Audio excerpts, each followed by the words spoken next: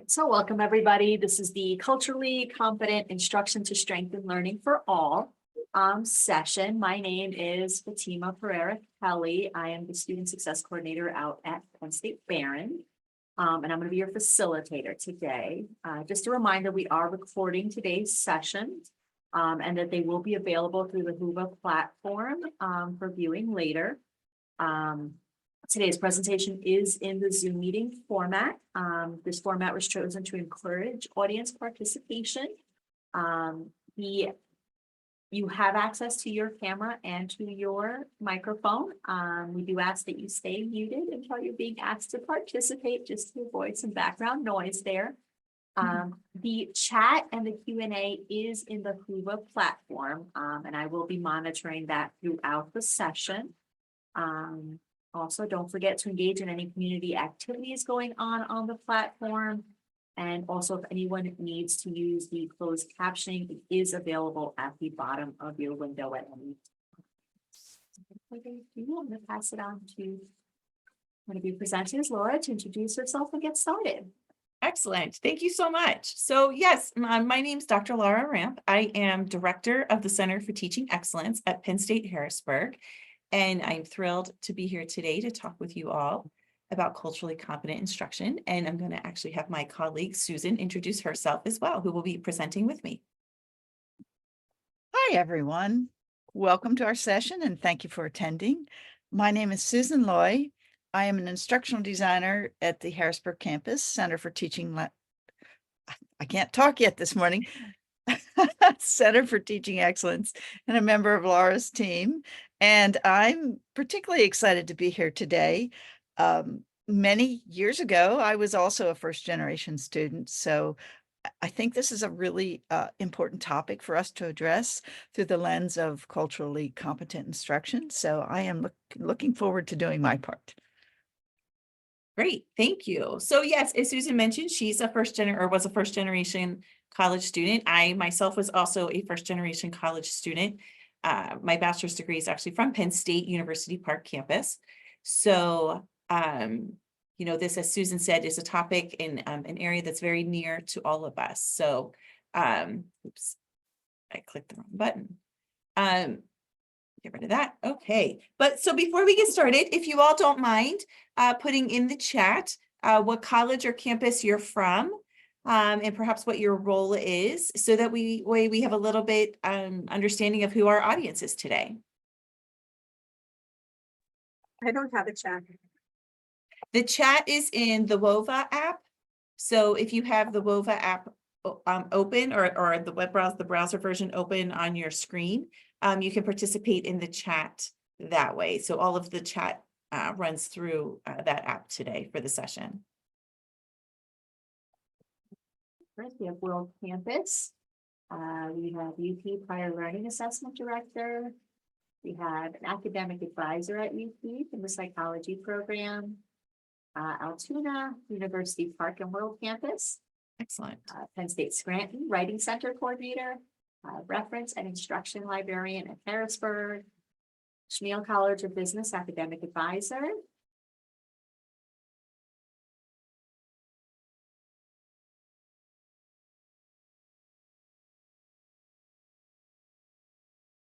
Fantastic. All right. Great, excellent. Well, that's great. Well, so welcome all of you for joining us. We thank you for joining us today. As you can see, our topic is culturally competent instruction to strengthen learning for all. The content we've put together today to share with you is based on a series of workshops we've developed and offered here at Penn State Harrisburg. These workshops were developed in partnership with the Penn State Harrisburg Office of Diversity, Equity, and Inclusion, and with our teacher education program here at Penn State Harrisburg.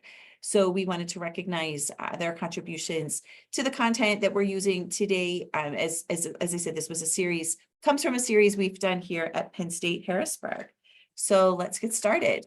So our objectives for today: we're going to explore how cultural competence can eliminate barriers to learning in the classroom for first-generation students. And we're going to explore instructional strategies to support cultural competence in the classroom. So first, let's start with talking about what cultural competence is. A lot of it is recognizing that there are many different facets to culture. Culture isn't just based in ethnicity or religion. Those are very important aspects of culture, but they aren't the only aspects of culture. They just tend to be the ones we initially think of. But it's understanding the different aspects and facets of culture that every student, that every individual brings to the classroom. But it's also understanding our own culture and our positionality within that culture.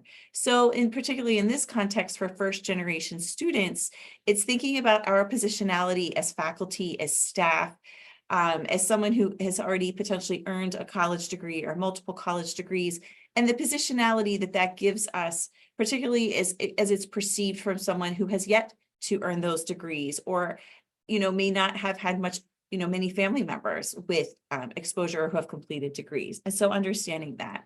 It's awareness of the language that we use in class, how we refer to students, how we acknowledge gender diversity, gender and diversity in various forms.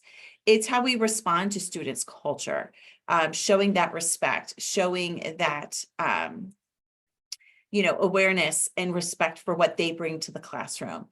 It very much, cultural competence very heavily focuses on this idea of an asset-based approach to student knowledge and skills. It's seeing each student as an asset. So it's really thinking about our perspective, the lens with which we are presenting our content, interacting with our students, engaging with our students to recognize the strengths that they're bringing to the classroom and how we can capitalize and build on those strengths as part of enriching the classroom culture, the learning environment for every student in the class. And as part of that as well, a topic that's very near and dear with this year's First Generation Summit is this idea of intersectionality. And that again ties into this idea that there's many different aspects of culture. And with that, for each of us, there are many different facets to who we are as human beings and what we bring with us in terms of our experiences and backgrounds to that, and recognizing that and understanding how that comes together. It's not the same for every person. And so that intersectionality can vary in how we can address that and approach that and support our students with that in the classroom. I think a great line from Gloria Ladson Billings in one of her books on cultural competence. She mentions, she has this quote I felt was very effective and related to our work with higher education. It's helping students recognize and honor their own cultural beliefs and practices while acquiring access to the wider culture. And so for us, that would be supporting our first generation students with accessing this culture of higher education, because there is a culture, there is a way of being, a way of knowing in higher ed.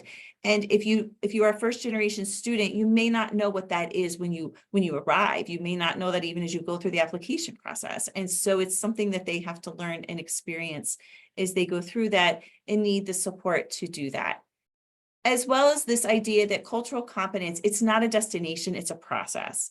It's not that any of us, I don't know that any of us ever achieve perfect cultural competence, or that we always have learned everything there is to learn about people and their culture. So it's really a process, it's an approach, it's a perspective, it's the way we view our instruction and the learning that occurs in our classroom, and most importantly, how we view and interact with our students. So it's something that continues to grow and develop throughout our lives, throughout our career.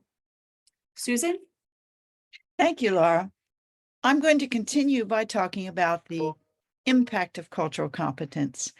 And I was thinking about the word impact recently in the news. It seems like impact of this and that's always very negative. But in this sense, we're talking about the positive impact of cultural competence. And one of the first things is that cultural competence lays the foundation for us to have an inclusive classroom. And this concerns equity in education and creates an environment of belonging for all of our students. This is particularly important for first generation students who may have no knowledge of what the college experience is like and may feel very uncomfortable and out of place. Cultural competence can also have a positive impact on developing growth mindsets in students. Now, many of you may be familiar with the book Growth Mindset by the author Carol Dweck, who researches and reveals in her book that a fixed mindset about our abilities can be changed to a growth mindset with effort. So if our willingness as instructors or staff leaders to grow and learn about cultural competence can help us understand how others adapt to a layer of culture, such as what first generation students will experience and feel when they start the college experience, then we have that understanding to bring the importance of self-reflection and how this can strengthen our belief that others can learn and grow.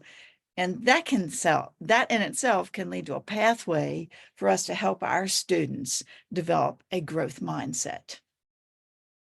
Developing cultural competency helps you understand what your positionality is, as Laura mentioned earlier.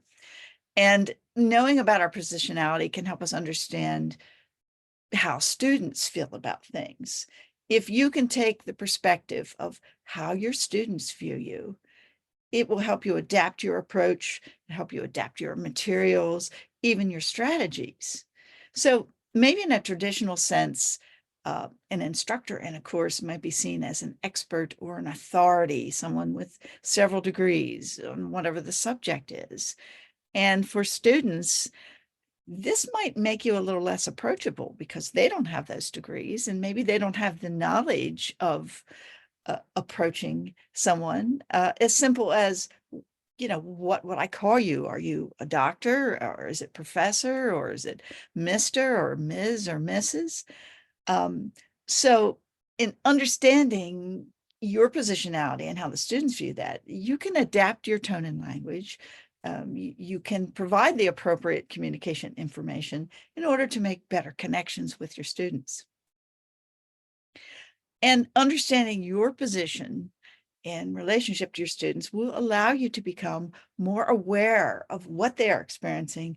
You'll be able to listen to them more closely and be able to empathize with your students. Cultural competence also guides us to meet students where they are. And with that understanding, we can bridge gaps in cultural awareness and improve student learning by providing them with maybe just-in-time learning or whatever supports they might need. Thank you, Laura. Now, I confess, I have notes. Cultural competence also helps, whoops, I'm on the wrong page. Cultural competence helps us give our students an increased ownership of knowledge, which can be very empowering and improve their self-esteem and confidence. Using cultural competence in your pedagogical strategies in your class will give your students greater agency and choices where appropriate. Within this context, assignments can be made more personally relevant to students, and that's an important aspect of engagement. If students have the opportunity to do an assignment or some kind of assessment that connects in some way to their own cultural experience, you give them an opportunity to express their unique knowledge, which is empowering, not only for that individual, but for the entire class community. And using self-reflection as an instructor can help you understand the particular barriers that first generation students face. Having the students write self-reflections, perhaps in a shared private document between instructor and students, can create a greater understanding and connection. I had recently seen a presentation from an instructor on another campus, and she was talking about the importance of wanting to make connections with students and having them feel a sense of belonging. And after trying different things, she came up with the idea of a shared journal where she would put in a prompt and the students were free to write whatever they want, but it was only between her and the student. So in the process of doing that, she was able to learn a lot about their thought process and about them and their cultures, which helped her make a better connection and communication with them.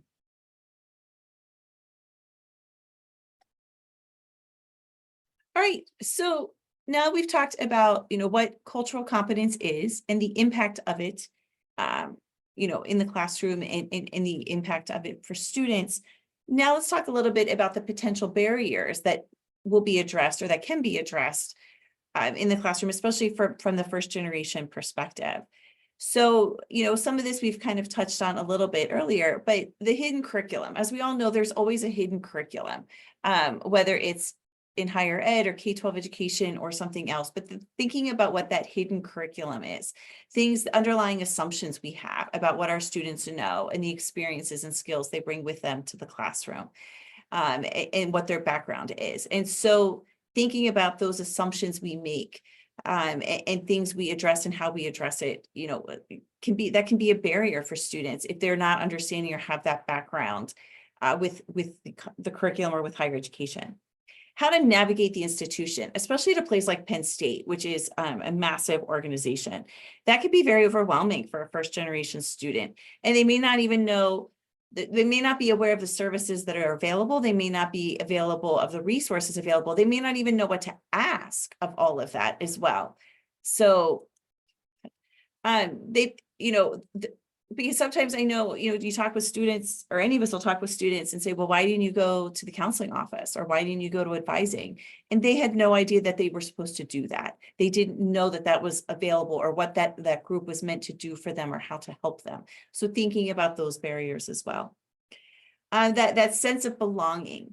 Especially as a first generation student, I know there were many times sitting in a college classroom, whether it was my undergrad degree or a graduate degree, that I think we can all relate to this, that you sat there and you thought, wow, how am I here? Like, why am I here? Am I supposed to be here? And so how do we help them to feel that, yes, you do belong here? You can navigate this, and we will help you and work with you. Another common thing often discussed, common barrier, is this idea of imposter syndrome, where, again, tying in with that lack of sense of belonging. Am I supposed to be here? I feel like I'm really not supposed to be here, that I'm being someone that I'm not. Because it does change us as we become more educated. We change as individuals, we grow, we develop, we gain new ideas, new perspectives, new insights. And I think one of the things I know I encountered as a first generation student is I came home with different ideas, different views of the world that was very different than what my family had. And so sometimes it created that disconnect, but then you go back then to that college classroom, and you're questioning yourself and where you belong and where you should be. And again, leading to some of that imposter syndrome. Lack of connections, that kind of ties in with navigating the institution a little bit. That when especially if you think of a student who maybe comes from a small high school and they're the only graduate of that high school to be at Penn State, that can be very overwhelming because they don't know anyone else there and need to meet people. And so starting to build those connections of who you know, having a voice for yourself, speaking up for yourself, and advocating for yourself, those can all be barriers that need to be addressed as well. And as we've mentioned before, intersectionality is individuals. It's not just necessarily where someone comes from, it's who they are, and looking at all those different facets that impacts how they learn, that impacts their views on learning, how they manage their time, what they do outside of class, who they socialize with, all these different aspects of their world, of who they are as individuals, comes with them to the classroom. As faculty, as instructors, we bring who we are to the classroom. Teaching is very personal, but learning is very personal as well. The students are bringing who they are to the classroom, to that learning experience. And so we need to address that and recognize that and embrace that as part of our teaching and part of how we function, we operate our classroom, run our classrooms. So quickly here, we wanted to pause and open it up. Please feel free to put responses in the WOVA chat. But are there other barriers you've encountered working with students, particularly with first generation students, that we haven't addressed or mentioned here? Are there any other barriers you've identified that you feel need to be addressed in the classroom?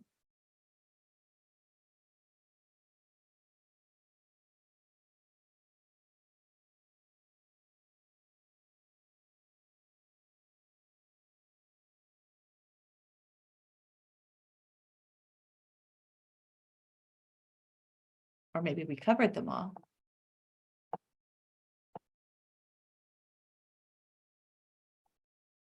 Fatima, are we getting any responses in the chat?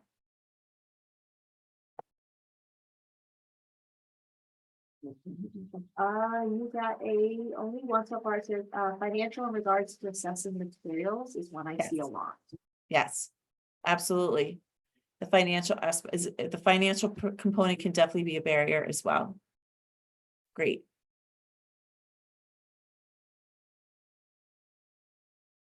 Laura, I was thinking of a barrier that I remember having, and I suspect may be a thing for students. Yep. And it's not so much the classroom, but it's the getting into college Mhm. and the financial aspect of it.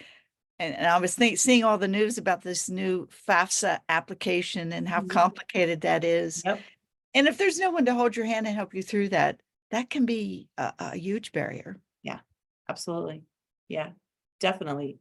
And even when you get to campus, like the unexpected costs that maybe you weren't prepared for. You know, other supplies that you need, or where to even go purchase textbooks. I mean, I think in today's world, students tend to be more comfortable with Amazon. But I know as a first gen student, we didn't have that back then, a long time ago. And you had to know that, you know, at University Park at the time, downtown at State College, I mean, you had the bookstore on campus, and then there was SBS, and then there was at least one or two other bookstores downtown at that time. And you learned in time which store was the best and which one had the best prices. But again, as a first gen student, I just went to the campus bookstore the first time because I thought, well, where else would I go? So it's learning different things like that as part of it. It's a great point.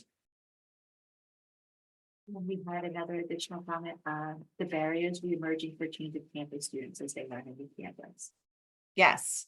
Yes, that was change of campus. Yeah. Mm. Yeah, and how to navigate that. It definitely is. It's a different experience if you're at one campus for 4 years versus changing partway through. That definitely is it could be a barrier as well. Great. And thinking about these barriers too, it's very possible students can encounter multiple barriers. So it may not just be one barrier for a student. It could be several barriers that have to be addressed and thought through as part of helping them to be successful in higher education. Great. All right. So next, let's move into some instructional strategies. Thank you. Let's start with the idea of integrating some activities in your class to learn more about your students. And the beginning of the semester is a perfect time to employ some of these strategies. The first one I want to address is the Who's in Class form. And this is something that was created by Marcella Addy, who is an instructor at Lafayette College and also the author of a great book called What Inclusive Teachers Do. And 2 summers ago, Schreier's summer book club was reading this book and discussing it, and everyone on our team read it, not probably campus-wide, many instructional designers read it. And one of the features of the book is this Who's in Class activity.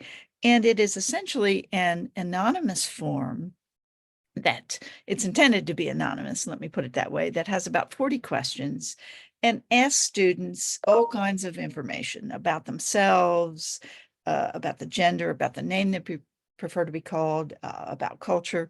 It's pretty long. But in her work, Marcella Addy has used this form successfully and anonymously with students to understand who's in her classroom, what kind of intersectionality is represented in the class. And with this knowledge, how can she adapt her teaching materials, her approach, her pedagogy to better serve all the students? So that's a good one. You know, you could access the form for free and even adapt it if you feel, oh my, 40 questions is pretty long and I really want people to participate. But keep in mind, it is intended to be anonymous so the students feel very comfortable. Now, another approach would be to have students map their identities. And I had to look this up because I wasn't sure exactly what was intended. And I think it sounds like a very creative type approach. It's basically a graphical type form where students would be asked several questions and maybe talk about, their family or their culture or their beliefs, and basically whatever they're comfortable sharing. So this kind of thing would be sort of a creative approach. You could use an app like Canva, or maybe even something in Adobe Express, which is free to our students, to create something, and they could decide, well, I want to share this with my classmates, or maybe this is personal and I'm just going to share it with the instructor. The next option is a very important one and can be challenging. I think about instructors on our campus at Harrisburg, where we're very international, which is one of the fun parts of our campus, I think. And that is to make sure that you learn all the students' names and the correct pronunciation of their names, or in some cases, perhaps a preferred name to be called. Now, this can be a daunting task. If you're sitting in a classroom with 100 students, maybe you have several large classes, that can be challenging. And I would suggest that you have for yourself an informal seating chart. And not that you require students to sit any place, but just so you have a general idea. Remember that humans are creatures of habits. Students often will sit in the same place. You have a general idea of whose name. And I think the other part of this is just to be honest with your students. I am trying my best to learn your names. If I mispronounce your name, please correct me. If I call you the wrong name, please correct me. Show your vulnerability in this process, and they will work with you, and part of that is also to let the students know that you care about them as individuals, that you care to get their name right. It might seem like a small thing, but it is a huge thing. And if it's one thing that's not been done before, it would be the single thing I would say would have the greatest impact. The next thing is diversify the curriculum. And this is the kind of thing to think about perhaps before the semester starts. And for this, we would suggest that you survey all your course materials and ask yourself this question: are underrepresented groups present in any of the readings or literature or videos or textbooks or whatever course materials are represented in your subject? Are the images you use in the course diverse? And a question to ask yourself: would anyone taking my class have the sense of welcomeness represented by the diversity of materials?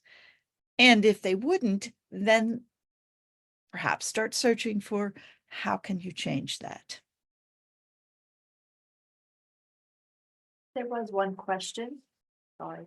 If it's Somebody wants related, to know if there was any way to access those activities, the questions activity and the mapping activity. the The mapping activity is just a suggestion. I don't think we have it like laid out anywhere. It was just a suggestion of a strategy. I do have a link to an explanation of what it is and a tool.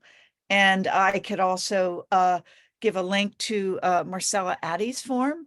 Would that be best to give to you then? And you can put that in Whova? Yes, please.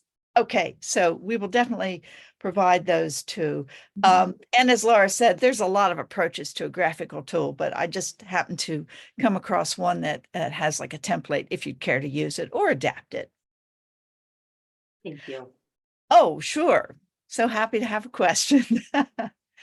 So the next idea is related to the one I just talked about, is encouraging a diversity of ideas and perspectives. And this is also related to the idea that each student in the course is an asset and that their voice and their opinion is valuable. But with this, in today's modern times, we have to be prepared to handle what I might call hot topics or difficult conversations when they arise. So this requires a lot of sensitivity on your part. And I think it's perfectly okay. I would need this myself to, when something like this comes up, to take a pause and give opportunity for everybody to think and reflect, remain very calm about it, And, even say, let me think about this for a day. Let's everybody think about this a day. Let's come back to this topic tomorrow. Not to avoid it completely, but to give that pause and respect to what's coming up. But this is also a learning opportunity for everyone in the class, not something to back away from. And it's an opportunity for an instructor to demonstrate that everyone's voice is important in the community. Student-centered syllabus. This is a huge thing. And the important thing with that is to use student-centered languages in your syllabus. In the explanations, give thought to that. In clear instructions, in being transparent, how grading will occur and take place. The syllabus is such an important document, but it can be more than just as a resource for, hey, this is what's happening this semester and this is mapped out. I mean, that's valuable in itself, but it can also be a place for you to connect more with the students, and using a tone of voice in your writing that says that this, you and I, and that someone's reading this and they feel like it's more personal for them.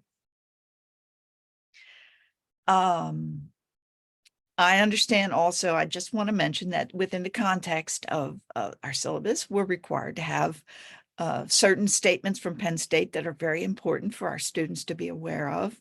And it is worthwhile to take time at the beginning of the semester to go over the syllabus and give the students some active activities with the syllabus so they really engage with it.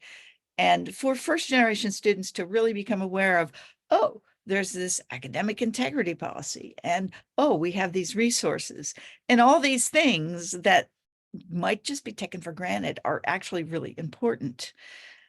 So that's just, a side comment to creating a student-centered syllabus is also engaging with that so that these students are aware of everything at hand. In general, being very aware of cultural references and any language you may use in reference to them. And this may require some self-reflection on your part. I know for myself, it certainly would, and thinking carefully about how to say things in a sensitive and appropriate manner. Let's talk about the hidden curriculum for a minute. And Laura has addressed many aspects of that, but these are things that you and I may take for granted and may assume that students know, but they don't know. And I was thinking about an experience that I had when I first started teaching. That's a good example of this. So I'm going to share this with you, even though it doesn't make me look great. I was teaching at a community college. It was a music history class. And at a community college, you often have students that are non-traditional students. And I know there were first generation students in that class. And there was a paper assignment. And having been relatively fresh out of graduate school, I thought that I had all my explanations and directions and clear and how to do this and how to do that. So when the day came to collect the papers, I received 2 papers from 2 different students that were exactly the same, word for word, precisely the same. So it was like, if we were thinking about cheating, we were just doing it and we weren't hiding it. And I thought, well, this can't be the case. There's something else going on here. So I talked with the department supervisor, and we just came to the idea that these students really did not understand, did not know that papers were to be individual and research was required that was unique. And indeed, I think that was the case. So, we sat down and explained that, and they had an opportunity to choose a new topic and recreate their papers. But that was an example on my part as an instructor of failing to understand what someone new to college may not know. And we've been through school, we take this for granted. So that's just one little example that I had of not addressing the hidden curriculum. So engagement activities, active learning research has shown is very important, and for all students, but particularly for students from underrepresented groups and first generation students. Now, active learning does not have to be complicated. It can be as simple and informal as you're having a lecture or discussion and you do a little activity called Think, Pair, Share, where you give the students some time to individually think and make some notes for themselves. And then they pair up with a partner, or maybe in some cases you would assign some informal groups to make sure everyone's included. And then give the students time to discuss their ideas. And then each group shares their ideas. And it's just research has shown that when students are involved with their own learning, they have better retention. Now, you could also do active learning strategies with group learning projects. And group learning represents a bit more work and preparation for the instructor, for sure, because you have to give consideration to how you're going to handle the groups. Are they going to be assigned or let the students choose? And you have to think about that carefully. What kind of scaffolding would be involved, especially if it's a larger project? How will each student be accountable, and what will the group be accountable for? And how will you provide feedback, and what kind of feedback will they get? So that's a little bit more involved, but it's worth the time because students get a lot from group projects. They develop their own knowledge. It can increase their confidence and so on.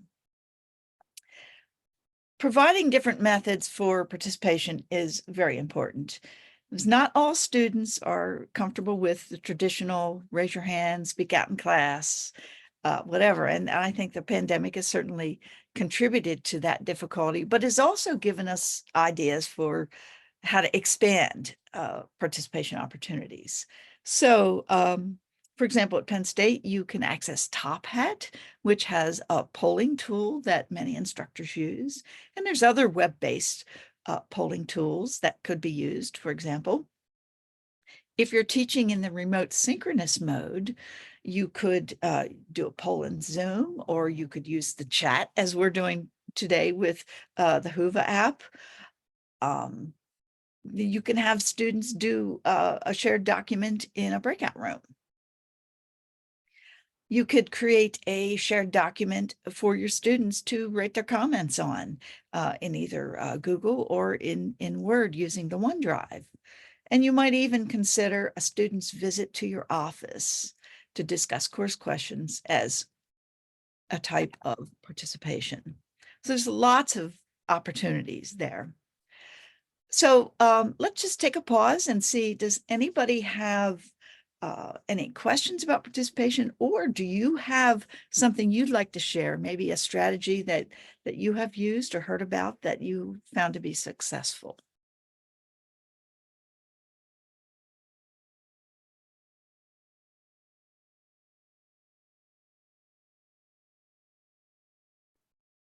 Casey shares, as an instructor in a training I attended last year, suggested having a condensed syllabus with an index that has the required materials or policies that the student can reference as needed.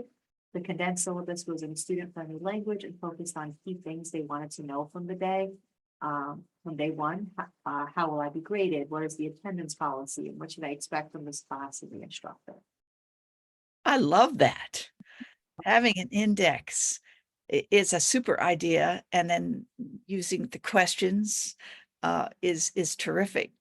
Well done. I may steal that idea. Michelle shared reflective essays that have students identify 3 cultures to which they belong. That's cool. Yeah, that's a great one too. The opportunity to write and express about your cultures.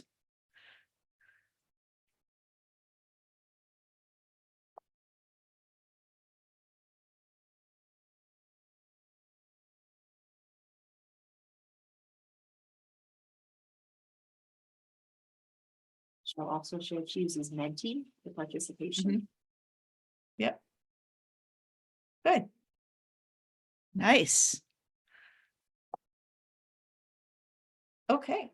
All right. Well, in the essence of time, we're going to go ahead and move to the next part, and then we'll open up at the end for more questions and sharing as well. So thinking about, the strategies and what cultural competence is and pulling all of that together, directly cultural competence in the classroom. I think the biggest takeaway is this idea of alignment. Your actions and your words need to align and to reflect that belief in their ability to succeed and to belong. It's one thing to stand in front of a class and say to students, oh, you belong here. I respect everyone. I want you all, to participate and do all this. But yet, if your actions indicate something different, then the words are meaningless. So thinking about not just the words you use in class, but the actions you do in class, how you interact with students, how you engage with students, recognizing that they're there. When you teach, do you make eye contact with students? When students walk in the door, do you say hello and acknowledge them? Granted, I know if you're teaching a class of 400 or 500 students, it's a little more challenging to do some of those things. But, as Susan said, a lot of, we're all creatures of habit. And when we go into a room, we tend to like to sit in the same spots. Do you acknowledge the students who sit up front if it's a large class or something like that? In discussion board posts, do you connect with students with their responses and engage with them during office hours? Are your office hours at convenient times for them?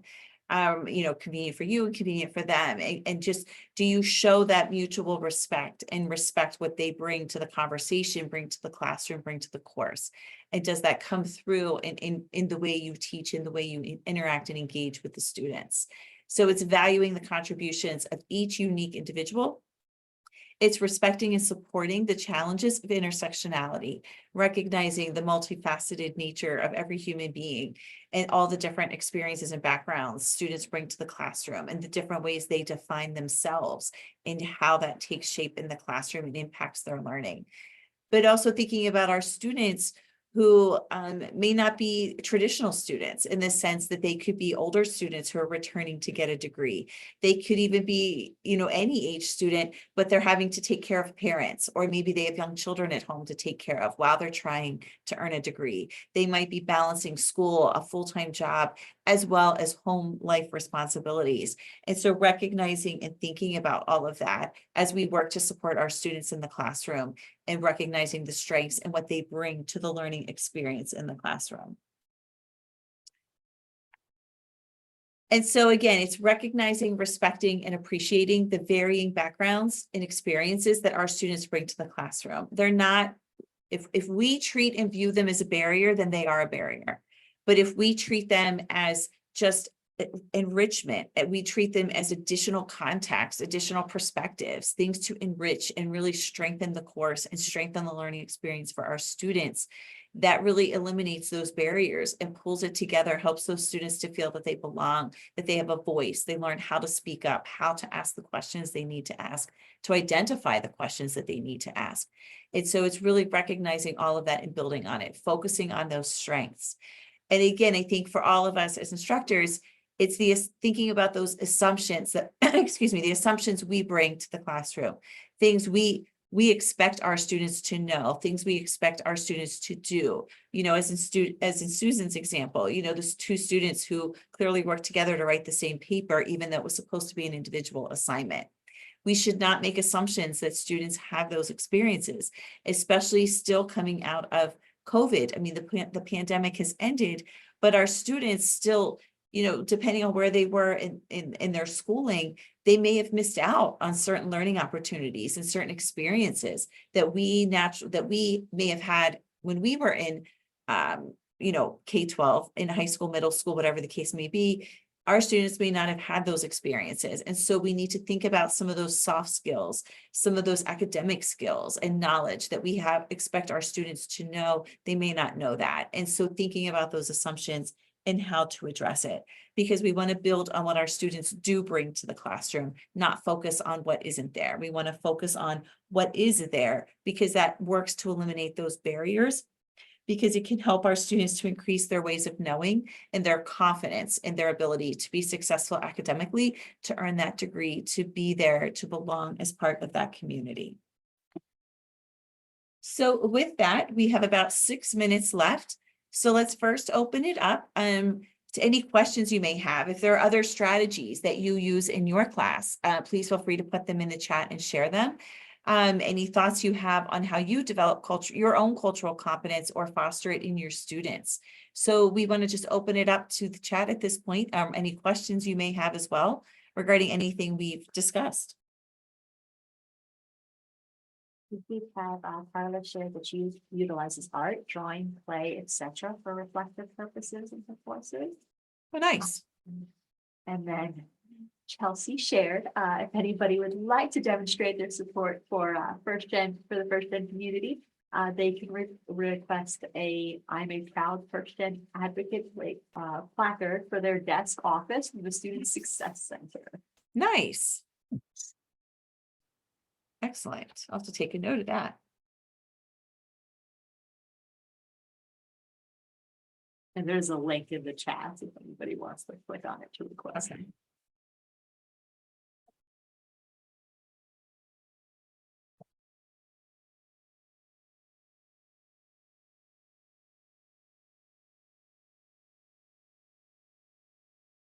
Excellent. So any questions that anyone in the, any of our participants have, anything we could address, or anything we said that you wanted some additional clarity on, we're happy to address any questions you may have.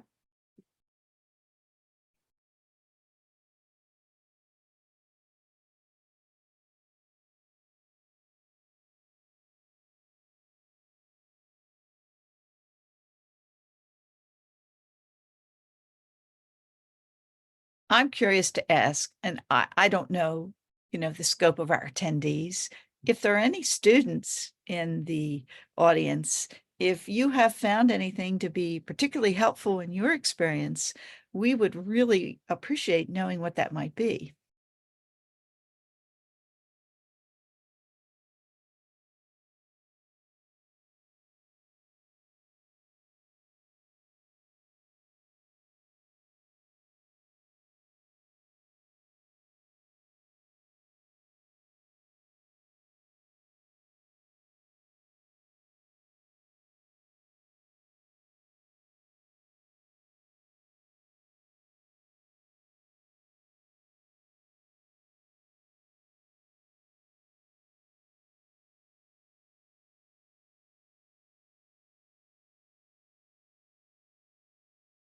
Not have any students in the group today.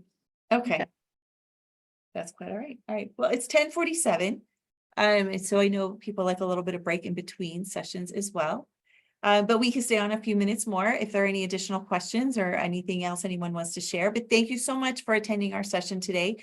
We hope it was helpful. We hope you learned something. If you have additional questions afterwards, please don't hesitate to reach out to us at the Center for Teaching Excellence at Penn State Harrisburg. Our team's email address is cte@psu.edu. You can also check out our website at cte.psu.edu for a lot of these resources and information we shared. And please feel free to reach out anytime. Thank you so much. I did put that in the chat if anybody needed it, the email address. Great. Fatima, would you like me to mail you those emails?